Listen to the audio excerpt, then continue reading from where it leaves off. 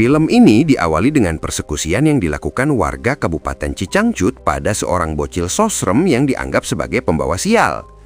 Setelah menyeret si bocil dari dalam pamodolan, para warga langsung memasukkan si bocil ke dalam peti yang terbuat dari besi. Di saat itu pula, si ibu yang berusaha menolong putrinya harus mendapat penganiayaan dari geng emak-emak hingga dikurung dalam pamodolan. Beberapa saat kemudian, para warga langsung membawa peti berisi bocil ini ke tengah danau.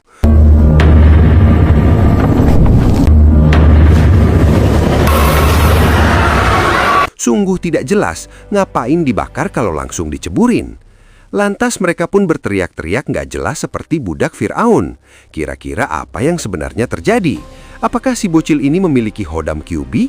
Kalem, karena film pun baru dimulai. Singkat cerita, scene beralih pada sekelompok anak pejabat pemakan pajak rakyat yang sedang asik menggunakan mobil JF.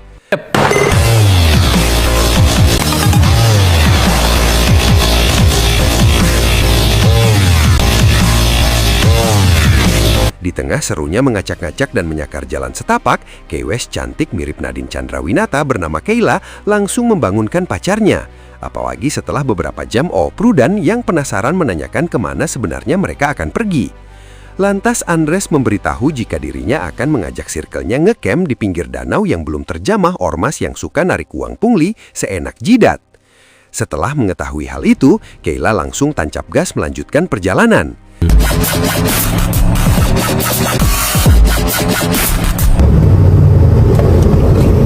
Kita mau lihat apa nih, Char?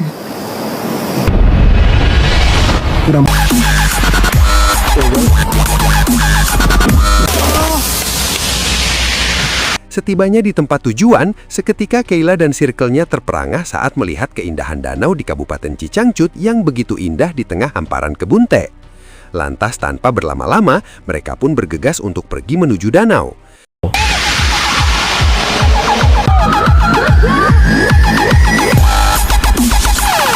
Sekarang yang tinggalin.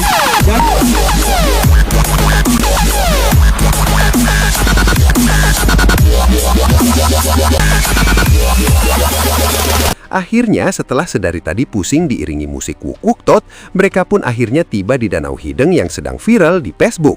Dan seperti biasa, tidak afdol rasanya jika tidak selfie menggunakan HP Nokia dengan resolusi kamera 2 megapiksel. Gue mau berenang. Berenang? Tungguin dong.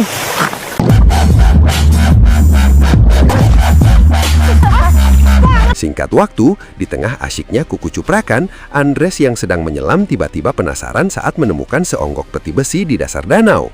Lantas ia langsung meminta bantuan circle-nya untuk membawa peti tersebut. Kali aja isinya ada harta karun.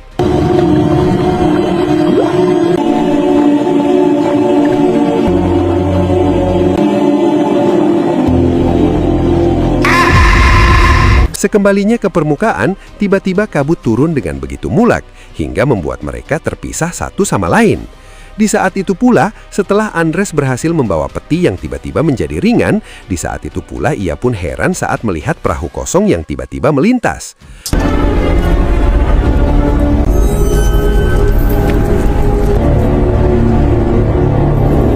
Andres! Oke!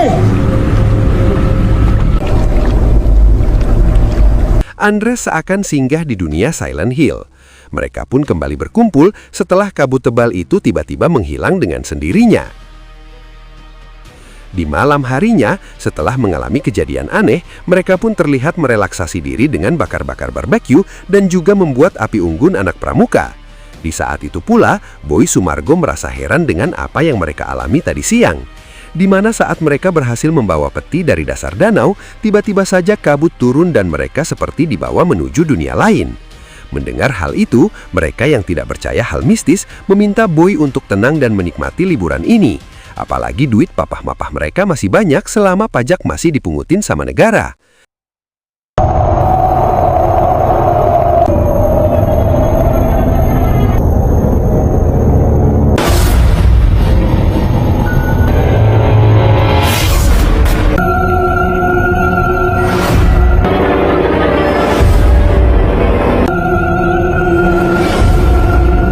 Saat malam semakin larut, mereka yang tertidur tiba-tiba mengalami mimpi yang sama, yaitu bermimpi melihat sebuah pemodolan reyot yang berada di pinggir ruyuk. Setelah mengalami mimpi buruk, si subur John yang terbangun bergegas pergi untuk ngecewer. Namun saat sedang ngecewer, John pun panik saat mendengar suara tangis dari arah ruyuk.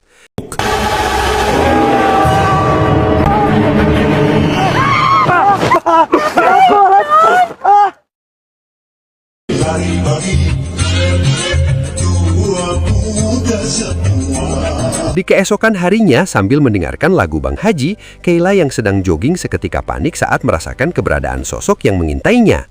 Di tengah kepanikan, Kayla pun merasa jika hal itu hanya perasaannya saja. Daripada pusing, mending lanjut lari sambil dengerin musik Bang Haji.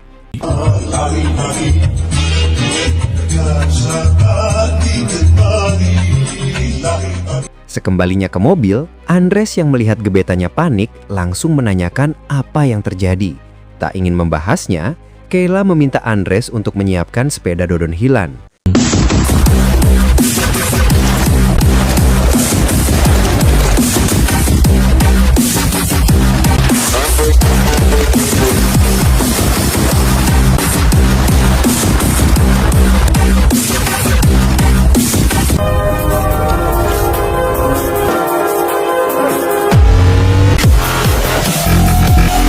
Singkat cerita, setelah jauh, Dodon Hilan dengan musik wuk-wuk tutut, mereka pun merasa penasaran saat menemukan villa terbengkalai dengan garis polis lain TKP kasus kriminal. Meskipun ngeri, tapi nggak kepo, nggak horor. Setibanya di dalam villa, tiba-tiba saja Andres ingin menjadikan villa ini sebagai tempat bermalam daripada harus tidur di dalam tenda. Apalagi di villa ini pastinya ada kamar privat untuk melakukan aksi maksiat sesuka hati. Dirasa ide bagus, mereka pun berpencar untuk mengecek-ngecek ruangan terlebih dulu.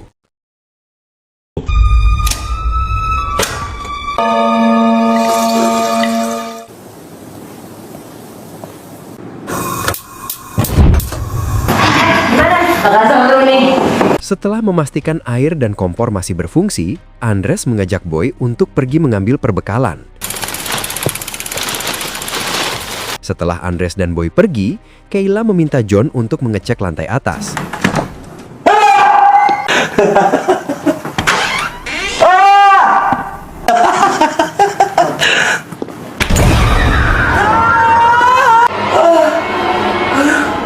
Setelah melakukan adegan cringe, John pun kaget saat ia melihat hiasan suku Apache ngejogrok di dalam kamar. Mendengar teriakan John, Kayla langsung mengajak si cantik Audi pergi ke loteng. Kenapa lo teriak-teriak?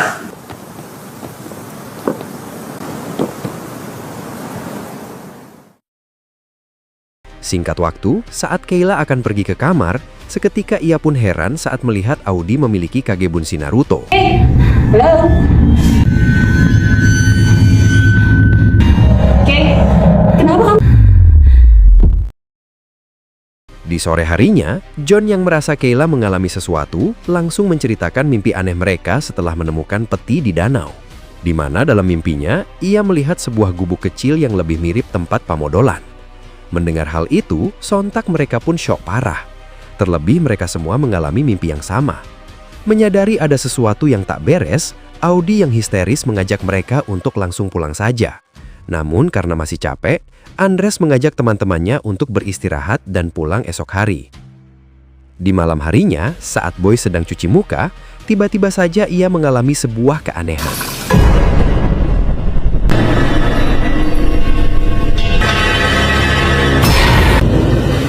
Boy, Sontak Boy pun melongo saat merasa melihat seorang bocil dengan codet silang seperti sosok Batosai. Sementara di kamar, Kayla yang sedang tidur kembali mendapat mimpi yang aneh.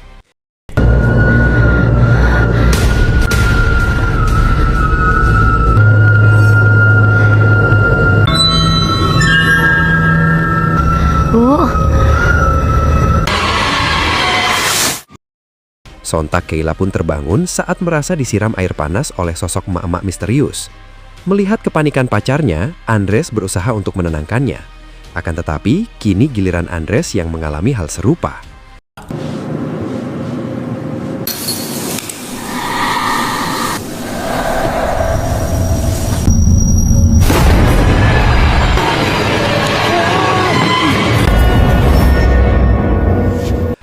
Astagfirullah. Sontak Andres pun ngorejat saat mengalami mimpi dibakar hidup-hidup di dalam peti. Di keesokan harinya, entah kecapean atau dikeloni jurik, Andres yang terbangun langsung panik saat dirinya terbangun di jam 3 sore. Tak sampai di situ, kepanikan Andres semakin menjadi saat melihat Kayla yang kini meriang dan ngagibrik parah. Tak ingin hal buruk terjadi, Andres bergegas mengambil kotak P3K yang ada di mobil. Namun sesaat sebelum pergi, Boy memutuskan untuk ikut.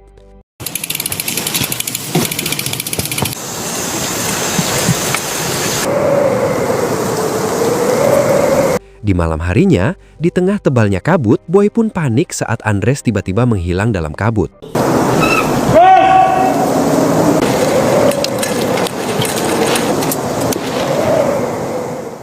Hingga sesaat kemudian, Audi pun panik saat melihat Andres pulang sendiri. Lantas Andres mengungkapkan jika mereka terpisah di tengah jalan saat kabut turun. Mendengar hal itu, Audi yang khawatir bergegas pergi menyusul gebetannya.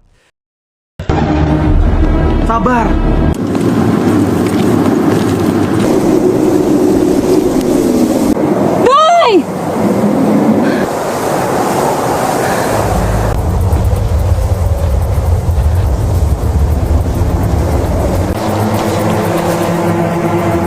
Sementara itu, Boy yang tersesat malah mendapati pamodolan yang terlihat sama di dalam mimpinya.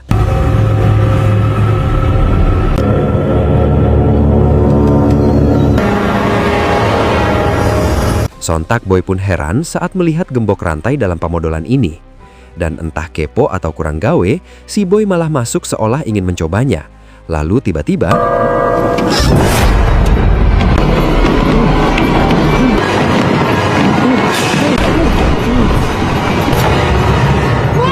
Untung saja, Audi yang datang berhasil menyelamatkan Boy yang terjebak di dalam pamodolan. Di tengah keheranan, Audi langsung mengajak gebetannya kembali ke villa. Setelah kondisi Kayla cukup membaik, mereka pun bersiap untuk segera kembali ke mobil untuk pulang. Boy. Dres. Jadi bisa kita pergi sekarang? Di. Lihat tuh, di luar tuh gelap. Kabut. Saat Audi dan Boy datang, jurik ibu-ibu dan jurik si bocil terlihat menguping pembicaraan mereka. Lantas karena pekatnya kabut, Andres meminta teman-temannya untuk beristirahat semalam lagi dan melanjutkan perjalanan esok hari daripada harus tersesat di dalam ruyuk. Meskipun takut, mereka pun terpaksa menuruti saran Andres. Singkat waktu, Andres meminta pacarnya untuk tidur duluan, sementara ia akan mengecek loteng, takutnya ada yang tertinggal.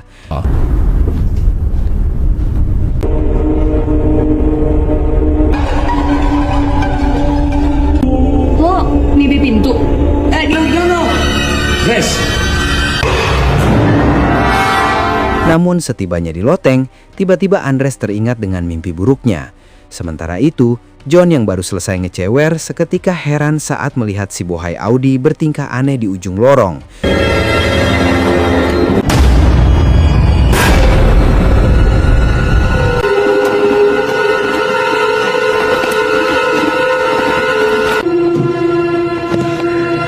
Melihat Audi seperti kerasukan kucing garong, John yang khawatir bergegas membawanya ke kamar.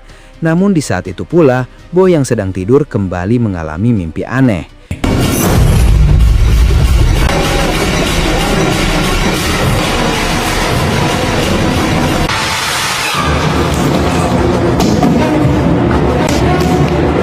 Bersamaan dengan hal itu, keanehan pun terjadi pada Audi yang seolah sedang merasakan penyiksaan BDSM.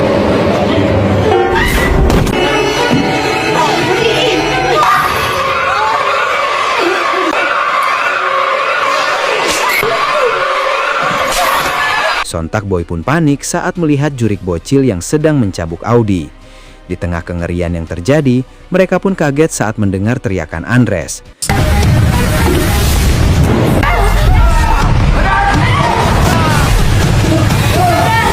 Melihat Andres bontang-banting seperti Fanny darat, Boy langsung memecahkan cermin untuk melihat apa yang terjadi.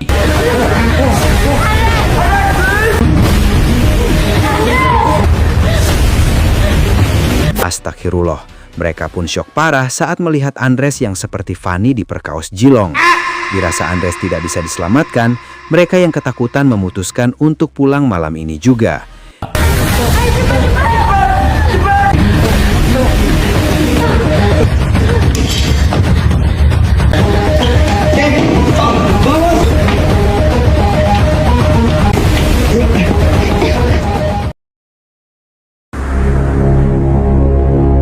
Di keesokan harinya, setelah semalaman apruk-aprukan tak tentu arah, kini mereka malah tersesat di tengah hutan. Di saat itu pula, Audi yang tak kuat lagi berjalan seakan pasrah dengan hidupnya. Tak ingin menyerah, Boy Sumargo berniat mencari sinyal dan meminta bantuan tim SAR.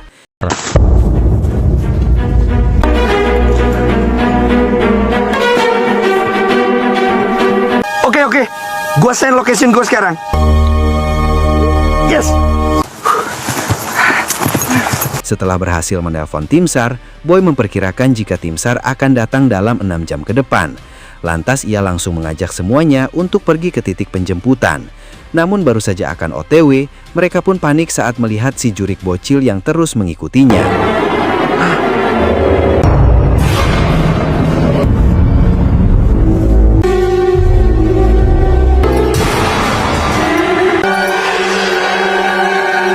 Sungguh absurd, bagaikan korban coretan gapleh di pos ronda. Mereka pun panik saat melihat jurik si bocil yang cemong semakin mendekat.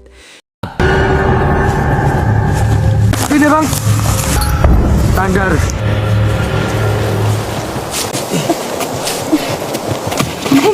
Audi. Singkat waktu, malam pun poek. Setelah jauh berjalan, ceker Audi yang ripuh mengungkapkan jika dirinya tidak kuat lagi. Di saat itu pula, Kayla yang kesal terlihat membacoti Boy. Terlebih ia merasa Boy hanya mengajak mereka asruk-asrukan tanpa arah yang jelas.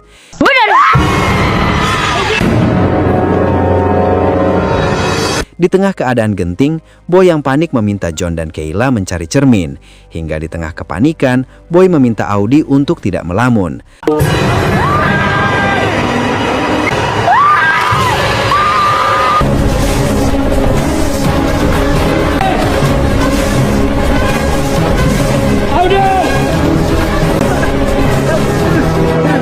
Tapi tiba-tiba seketika tangis Boy pun pecah setelah Audi hilang digondol oleh si jurik.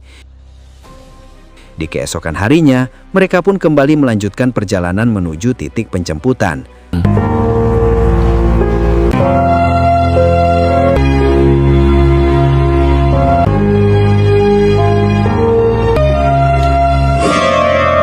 Lah, setelah jauh berjalan ceker, Kayla pun syok parah saat mereka malah kasarung dan kembali lagi ke villa. Kay, jangan lari. Kay.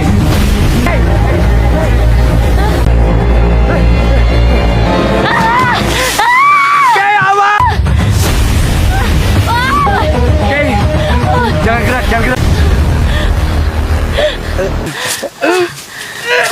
Pegang. Dorong. Untung saja Boy yang datang berhasil menyelamatkan Kayla. Di tengah kebingungan, Boy yang mendengar suara sungai mengajak mereka untuk mengikutinya.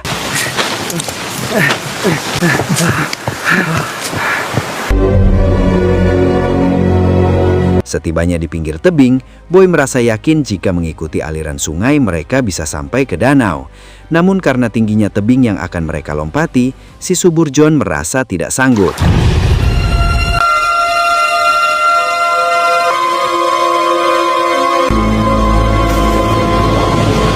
Anjay, tak ingin kalah dari cewek, mereka pun bersiap untuk melompat.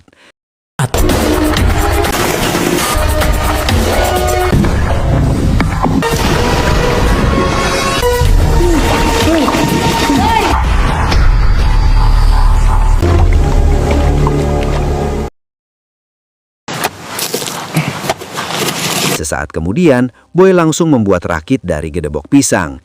Hingga pada akhirnya, mereka pun bisa rakitan untuk bisa keluar dari hutan ini.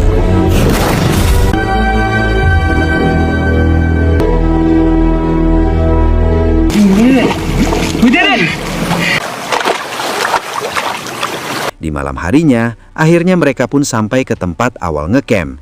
Tak ingin keanehan terjadi lagi, mereka pun bergegas untuk pulang ke kota. Ayo.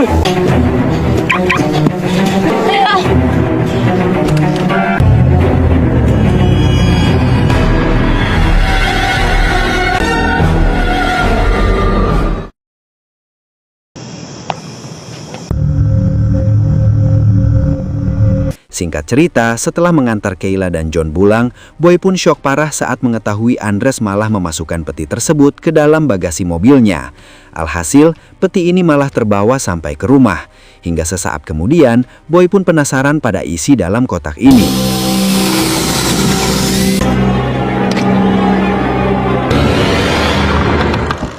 Astagfirullah, betapa syoknya Boy saat menemukan jasad bocil Geheng dalam peti tersebut. Sementara di sisi lain, Kayla yang kepoloran di kursi kembali mengalami mimpi aneh, di mana dalam mimpinya ia melihat jurik si ibu bocil yang ngejentul di dalam pamodolan.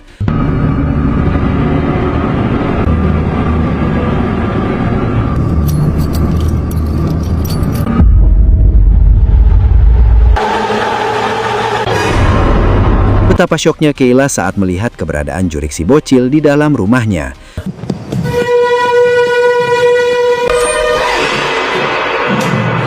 Saat malam semakin larut, setelah menemukan jasad si bocil dalam peti, Kayla pun menceritakan mimpi aneh tentang sosok jurik ibu-ibu yang ngejentul di dalam pemodolan yang ada di tengah hutan, di mana ia yakin jika sosok tersebut merupakan jurik ibu si bocil yang ingin bertemu dengan putrinya.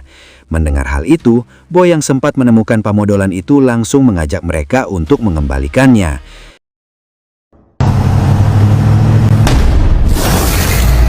Jangan lihat ke belakang. Singkat cerita, sesampainya di hutan, mereka pun terlihat kesulitan membawa peti tersebut. Hingga sesampainya di dekat gubuk, seketika mereka pun panik saat melihat peti yang mereka bawa tiba-tiba bergerak sendiri.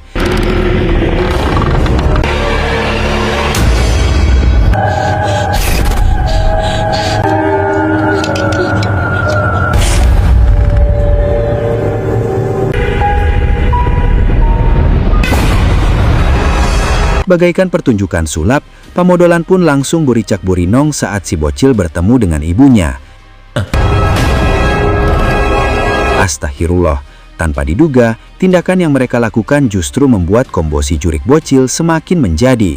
Ternyata alasan para warga menghabisi dan memisahkan mereka karena ibu dan anak ini merupakan keturunan sekte sesat yang selalu mencari tumbal.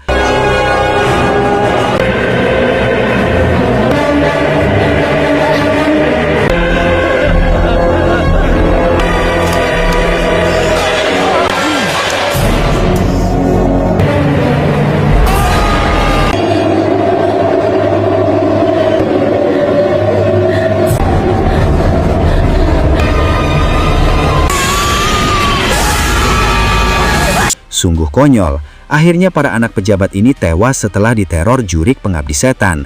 Lalu film pun sudah berakhir. Bagaimana film yang cukup B aja bukan? Tak ada yang perlu dijelaskan lagi karena emang tidak jelas. Mungkin segini dulu pembahasan film Danau Hitam.